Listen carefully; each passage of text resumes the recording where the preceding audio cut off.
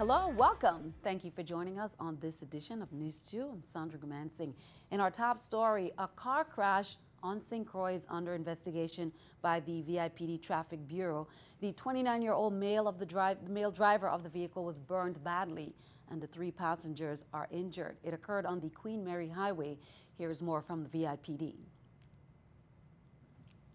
The driver was traveling eastbound when he lost control of his vehicle and collided into a tree on the northern shoulder of the road. The car was caught on fire shortly after. The 29-year-old male driver of the vehicle was burnt badly and will be possibly flown out to a burn center. The other 3 passengers, 2 male individuals, one with contusion forehead, facial injuries, the other male passenger with facial injuries and pain to his chest, and the female passenger sustained facial injuries and a fractured leg. All passengers were treated at the Wong-Louis Hospital. The vehicle, a Kia 2008 Sportage, is totally burned with front-end damages.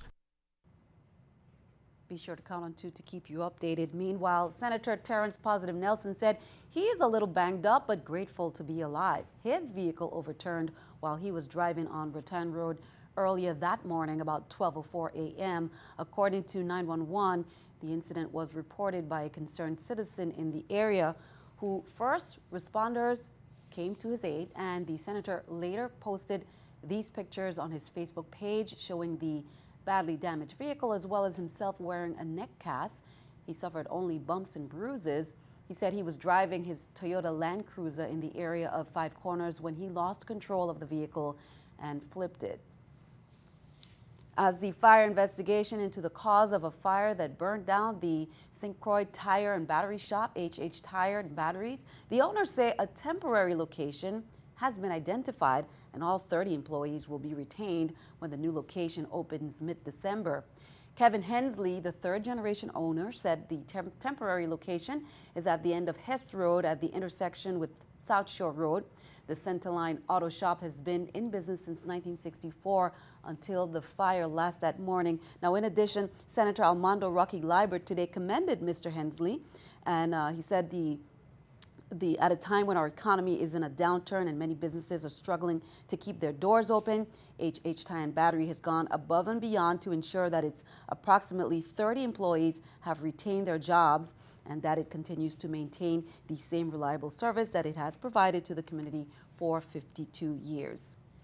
Also on Monday, December 5th, at approximately 12:04 a.m., officers were dispatched to investigate a report of a break-in which occurred at the Concordia Manor Apartments in Frederiksted. The victim stated on Sunday, December 4th, about 11:50 p.m., she was taking a bath with her 4-year-old child.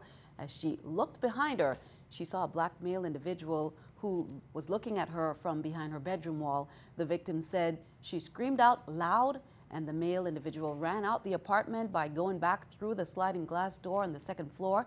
The victim stated nothing was stolen from her apartment and no one was hurt. The investigating officers found the glass door open and screen door was slightly open. Be sure to call Crime Stoppers VIPD if you have any information. Virgin Islands Police Department Crime Prevention Bureau, they will be having a follow-up meeting to address the concerns of residents of the Pillsbury Heights and surrounding areas on St. Thomas. Now, this is an updated meeting. Chief Jason Marsh and members from the Criminal Investigations Bureau, they will be addressing some ongoing crime initiatives and giving updates on pending investigations. That meeting is set for Thursday, December 8th, 2016, 6 p.m. at the Ivana Udorican Cafeteria. Well, as we reported on Monday, November 28th, the U.S. Virgin Islands Police Department St. Croix District, they held their commencement exercises for Recruit Class 2016 at Government House on St. Croix. There were 10 VIPD officers graduated and 9 peace officers from various government agencies. Now, Monday, December 19th, the U.S. Virgin Islands Police Department St. Thomas District, they will be having commencement exercise for the Recruit Class 2016 at 10 a.m. at Government House. Chief Winsbert McFarlane, in charge of police operations St. Croix District, stated that the additional manpower is timely as we approach the holidays. All the new officers will be hitting the ground running, beefing up patrol units, prolonging the nighttime initiative, making more arrests, and that's an update. Water distribution crews of the Virgin Islands Water and Power Authority worked throughout the day Saturday night and well into Sunday to make repairs to a ruptured 24-inch water main in Estate Polyberg. Now, that pipe break, and it affected service to residents in Estate Thomas and Estate Backaroo. Personnel were informed of the break on Saturday morning and spent the next day and a half making significant repairs to the water main, which you see right there, which runs parallel to underground electrical ducts. Crews completed repairs on Sunday afternoon and spent several hours flushing. So that water that you see is coming out there, they were flushing the distribution system to remove discolored water and sediment before restoring service to customers. WAPA's Executive Director Julia Reimer Sr. thanked the Water Distribution Division employees. West Indian Company Limited says St. Thomas continues to be one of the most requested ports of call by passengers in the Eastern Caribbean. This cruise year, he said, we will again see new and larger ships making port calls in St. Thomas. You may remember earlier this year in January and again in April, WICO entered into preferred berthing agreements with the Carnival Corporation and Norwegian Caribbean Lines, respectively. Concurrently, the Virgin Islands Port Authority entered into a similar berthing agreement with Royal Caribbean International. Additionally, both WICO and VIPA entered into a single tariff agreement. Joseph Bishelti, CEO of WICO, he said they have been working diligently to upgrade the dock for the cruise liner partners and to enhance the passengers' shopping experience with several major multi-million-dollar capital improvement projects. In some cruise news, 2 tourists were found dead aboard a Royal Caribbean cruise ship that left New Jersey for Puerto Rico. The cruise company told the Daily News in a statement that 2 guests aboard the Anthem of the Seas had died last Tuesday and Wednesday during the first leg of its journey from Bayonne to San Juan. Puerto Rico's El Nuevo Dia identified the men as 62-year-old Joseph Ambrusi of New Jersey and William Forsyth, 55, of Pennsylvania. The newspaper said that both men were with their wives, and Royal Caribbean said they died of natural causes. Turning our attention overseas, at least 36 people were killed in Oakland, California after a massive warehouse fire. Firefighters with shovels methodically removed debris bucket by bucket, trying to figure out why this warehouse went up in flames. Dozens are confirmed dead, including a teenager and a local deputy's son. This building was known as the Ghost Ship. Many artists illegally lived there, but it had been under investigation for code violations and didn't have sprinklers. Friday night's electronic dance party, one of many held in the space, operating without a permit when the deadly inferno engulfed the warehouse. Many inside were trapped by the flames. It could take weeks to identify those killed. The sheriff's office is asking the families of potential victims to save hairbrushes and toothbrushes for DNA comparisons. Fidel Castro was laid to rest Sunday at a funeral in the city of Santiago. Night before last, it honored the man Cubans call their commander. After a 4-day trek across the island, Fidel Castro's ashes have returned to the place his revolution first took hold. Along Santiago's main roads, thousands braved sweltering heat to see the procession. Tens of thousands of Cubans and some foreigners showed up for a massive memorial service. The final word on Fidel went to his brother, President Raul Castro, who recounted the fight against imperialism, borrowing a phrase made famous by President Obama, "Yes, we can." Keeping our eye on the economy, some sad holiday news. Someone has stolen 3 of the Salvation Army's red kettles in St. Louis. It happened outside St. Louis grocery stores, all in the span of just 1 week. When bell ringers weren't looking, police say thieves stole 3 Salvation Army kettles from Schnucks stores across the area. Police say it's unclear exactly how much money was taken. Now, here in the VI, the 2016 annual Red Kettle campaign kicks off on Tuesday, December 6, 11:30 a.m. at Government House, St. Thomas. Governor Kenneth Mapp will serve as this year's honorary chairman. Now, the Salvation Army kettles during the holiday season enabled our local corps to continue their year-round efforts, helping those who would otherwise be forgotten. Here's a look at the stock market watch at the New York Stock Exchange. According to the numbers there, the Dow up 45, NASDAQ 53, S&P 500 up 12. Coming up on News 2, our To Your Health segment, we remember Diabetes Awareness Month as well as dementia news. The update coming up.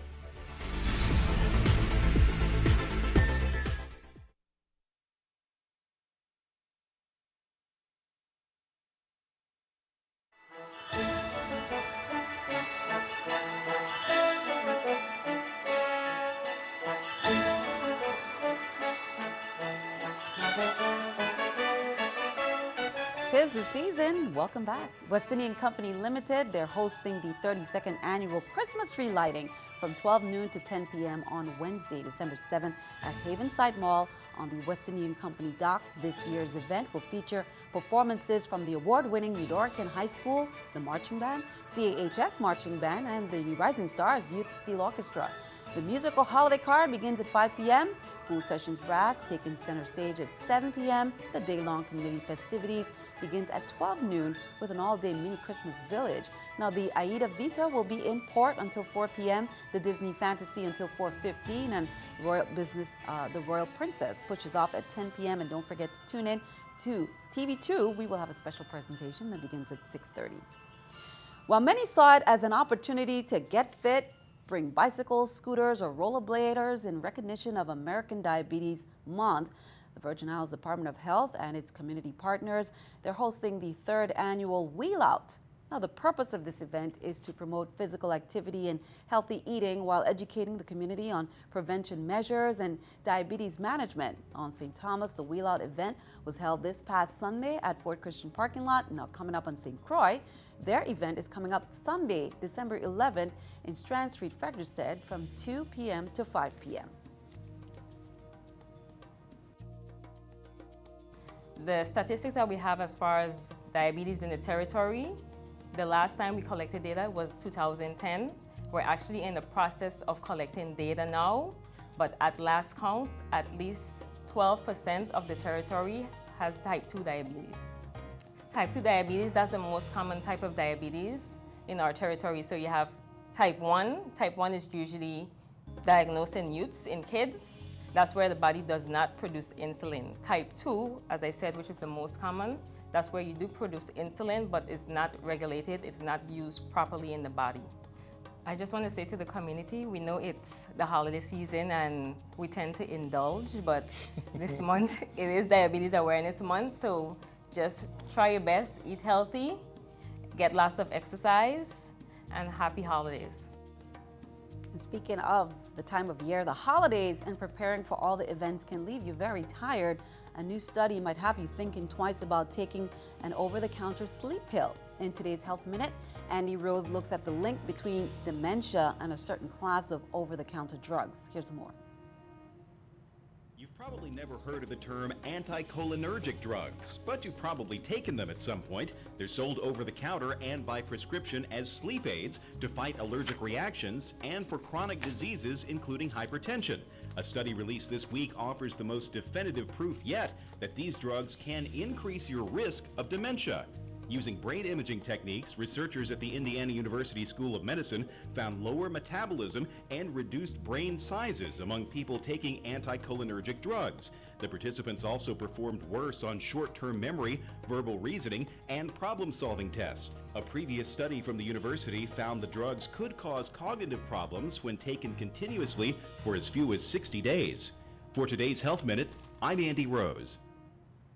Management and staff of the Juan Louis Hospital, they are thanking the public for their input, but they also would like to invite residents to a town hall meeting, another one coming up this month for an informal discussion about Juan F. Louis. The community will get the opportunity to meet Juan F. Louis' executive team, hear updates about improvements to the St. Croix Hospital, and receive answers to any concerns held regarding Juan F. Louis. Anyone can attend the December town hall, but this month's meeting is geared towards providing updates to the Hispanic community and hearing their concerns regarding Juan F. Louis. Now, on November 15th, Attorney Evangelista and the Juan F. Louis executive team, they hosted the first town hall meeting in several years. This one will be held at El Flamboyant, 12 Estate Prophet, and it's on Tuesday, December 13th. Well, we've been hearing a lot about zero tolerance and the good things that they're doing, including keeping young guys very active in the community with basketball. Here's more from an event held this past weekend.